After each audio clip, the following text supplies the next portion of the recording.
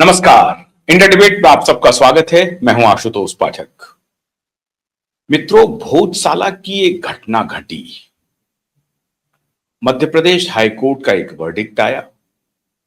Verdict में कहा गया कि भोजशाला बाग देवी मां सरस्वती का मंदिर है और इसे हिंदुओं को सुपुर्द किया जाता है।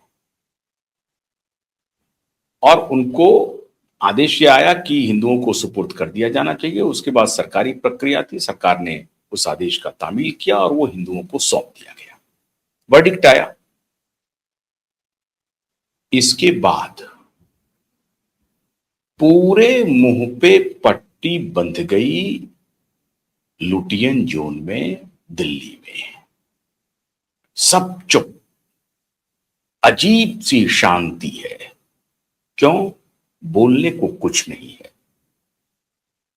परमार वंश के महान राजा भोज 1000 से 1055 ईस्वी में इस बाग देवी सरस्वती की मंदिर का उन्होंने निर्माण करवाया,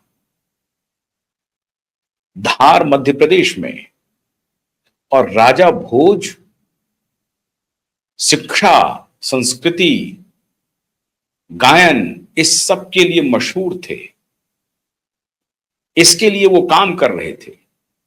बाग देवी सरस्वती की ये बहुत ही मशहूर मंदिर हुआ करती थी। लेकिन 1155 के बीच में निर्माण के बाद 1269 ईस्वी में किसी की नजर लग गई। वो व्यक्ति था मौलाना कमाल। 35 वर्षों तक उसने धार के इस मंदिर की जासूसी की और अलाउद्दीन खिलजी को वहां से ये सारी जानकारी वो मुहैया करा रहे थे। और खिलजी को जब ये सारी जानकारी मिल गई, उसके बाद 1305 में खिलजी ने आक्रमण कर दिया धार के इस मंदिर पर भी। और न सिर्फ मूर्तियों को ध्वस्त किया, तहस नहस कर दिया मंदिर को, बल्कि वहां जो श्रद्धालु आते थे पूजा अर्चना के लिए, उन सबको जबरन कहा या तो इस्लाम कबूल कर लो, और जिन्होंने उनके फरमान को नहीं माना, मौत के घाट बेरहमी से उतार दिया गया। और फिर वहां पे नमाज अदा की जाने लगी। मौलाना कमाल जो खुफिया जासूसी कर रहा था, उसकी मौत 1210 ईस्वी में हो गई। लेकिन 200-300 वर्ष के बाद, बल्कि 1310 में हो गई, 200 वर्ष के बाद 1510 ईस्वी में मौलाना कमाल के नाम पर एक वहां पे मस्जिद का निर्माण हो गया। और तब से वहां पे नमाज की परंपरा शुरू हो गई, उसी परिसर के आसपास मौलाना कमाल का। उसके बाद कालांतर में मौलाना कमाल ट्रस्ट बन गया, चैरिटेबल एक सोसाइटी बन गई, मौलाना कमालुद्दीन चैरिटेबल सोसाइटी। और वो बदस्तूर वो काम उस पर जारी रहा। आज जो भोजशाला की केस की लड़ाई लड़ रहा था दूसरा पक्ष, वो मौलाना कमालुद्दीन चैरिटेबल ट्रस्ट लड़ रहा था। लेकिन आर्कियोलॉजिकल सर्वे ऑफ इंडिया और लंदन के म्यूजियम में चोरी की गई, जो अंग्रेज अधिकारी थे जो यहां से बाग देवी की प्रतिमा लेके गए थे, और केवल बाग देवी की नहीं, अन्य प्रतिमाएं भी वो लेके गए थे वहां पे, उस सब का पूरा रिकॉर्ड जब मिल गया और उसको आर्कियोलॉजिकल सर्वे ऑफ इंडिया ने मिलान किया उस रिकॉर्ड से और इनके एएसआई के एक्सकवेशन से, ये सारे तथ्य जब मिले तो अदालत ने अंतिम और अभी तक क्या चल रहा था वहां पे? अभी तक था कि नहीं, आप भी नमाज पढ़ लीजिए और वहां पूजा भी हो जाएगी। ये व्यवस्था कर दी गई थी।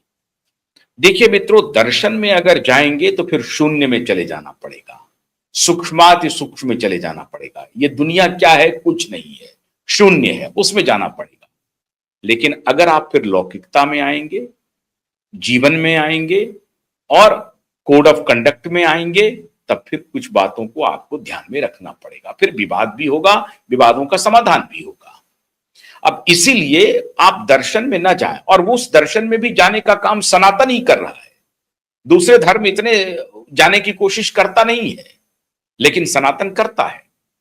और इसीलिए सनातन में आप हैं कि आप मंदिर जाएं तब भी सनातनी है, न जाएं तब भी सनातनी है, पूजा अर्चना करें तब भी सनातनी है, न करें तब भी सनातनी है। तो ये लिबर्टी इसी धर्म विशेष में है, जिसको आप जो लोकप्रिय टर्म है वो हिंदू धर्म है, लेकिन मूल रूप से ये सनातन धर्म है। तो सनातन धर्म ही ये आपको लिबर्टी देता है, पूजा करनी है तो कीजिए, नहीं करनी है तो ना कीजिए। यहां तो चारवाक को भी हम ऋषि की का दर्जा देते हैं, जो एक प्रकार से एथिस्ट है, जो यहां तक कहते हैं कि रणम कृत्वा घृतम पिबेत जावम जीवेत सुखम जीवेत। वो कहते हैं कि कुछ नहीं, कोई नैतिकता अनैतिकता नाम की कोई चीज नहीं है, जैसे जो जीना है वैसे चलते रहो। इस दर्शन को भी सनातन ही अडॉप्ट करता है। इसलिए दर्शन में न जाएं भी। अभी चर्चा इस बात की होगी कि पहले जो ये व्यवस्था दी गई थी कि नमाज भी पढ़ेंगे और पूजा भी करेंगे, अब ऐसा नहीं होगा। और कोर्ट ने कह दिया कि नहीं, ऐतिहासिक साक्ष्य इस बात की ताकीद कर रहा है, बल्कि ये चीख चीख करके चिल्ला रहा है कि ये हिंदू धर्मावलंबियों की बाग देवी मां सरस्वती का मंदिर था और इसे हिंदू धर्मावलंबियों को सौंप देना चाहिए, हिंदुओं को सौंप देना चाहिए, सनातनियों को सौंप देना चाहिए। और अंत में यह निर्णय आया सारे सर्वे होने के बाद और सौंप दिया गया। भोजशाला तो आरएसएस के निशाने पर नहीं था। सुनते जाइए कहानी। आरएसएस के प्रमुख ने कहा कि हर मस्जिद के नीचे मंदिर ढूंढना बंद कर दीजिए। वो तो काशी, मथुरा और अयोध्या इतने से संतुष्ट है, भोजशाला उनके ठिकाने पर नहीं था, उनके निशाने पर भी नहीं था। तो आरएसएस सनातनियों की और हिंदुओं की गारंटी लेती है, ऐसा भी नहीं है। और भी सनातनी हैं जो अपने तरीके से अपने हिस्से की सेवा कर रही है सनातन का। ऐसे समूह हैं जो अपने अपने तरीके से सनातन की सेवा में अनवरत लगे हुए हैं, बिना किसी संगठन से खुद को जुड़े हुए। लेकिन अब इसे दुर्भाग्य कहें या सौभाग्य कहें, आरएसएस के लिए सौभाग्य है, लेकिन बाकियों के लिए दुर्भाग्य है कि जहां कहीं भी सनातन की बात होती है, हिंदू और हिंदू धर्म की बात होती है, आरएसएस आगे आ गया। लेकिन आरएसएस का तो स्टेटेड स्टैंड है कि सभी मस्जिद के नीचे मंदिर ढूंढना नहीं है। काशी, मथुरा और अयोध्या से वो संतुष्ट है। भोजशाला उनके लिस्ट में नहीं था, लेकिन भोजशाला की लड़ाई लड़ी गई। एएसआई के द्वारा सर्वेज हुए, एएसआई के साक्ष्य प्रस्तुत हुए, विदेश के म्यूजियम में, लंदन के म्यूजियम में जो साक्ष्य मौजूद थे उससे मिलान हुआ और अंततः अकाट्य साक्ष्य था, जिसकी वजह से अदालत ने कहा कि हां, इसे सनातनियों को दिया जाना चाहिए, हिंदुओं को सुपुर्द किया जाना चाहिए। कोई बलवा नहीं मचा, कोई विवाद नहीं हुआ, कुछ भी नहीं हुआ। लेकिन लुटियन जोन में अजीब सी खामोशी है। विवाद बनाया जा सकता था यहां पे। मैं क्यों कह रहा हूं? क्योंकि ये आरएसएस का स्टेटेड स्टैंड है, 3 के अलावा में हमको मस्जिद के अंदर मंदिर नहीं ढूंढना है। आप कौन होते हैं ये कहने वाले? आप होते कौन है ये कहने वाले? फिर आप मथुरा में क्यों ढूंढ रहे थे? फिर आप काशी में क्यों ढूंढ रहे थे? फिर अयोध्या में क्यों ढूंढ रहे थे? ये नहीं हो सकता है ना। हजारों मंदिर टूटे हैं और अगर कोई क्लेम कर रहा है, अब आप कहेंगे कि नहीं, ऐतिहासिक है ये जगह इसलिए हम क्लेमेंट बने हुए हैं।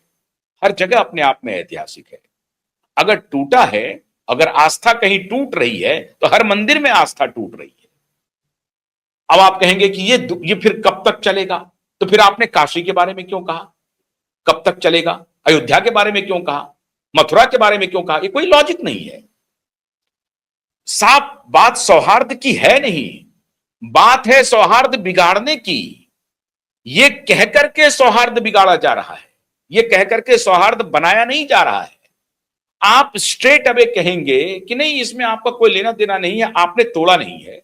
आज की हमारी मुस्लिम आबादी ने तोड़ा नहीं है मंदिर को, इनका क्या लेना देना मंदिर के तोड़ने से? तो इनको उसमें फंसा क्यों रहे हैं?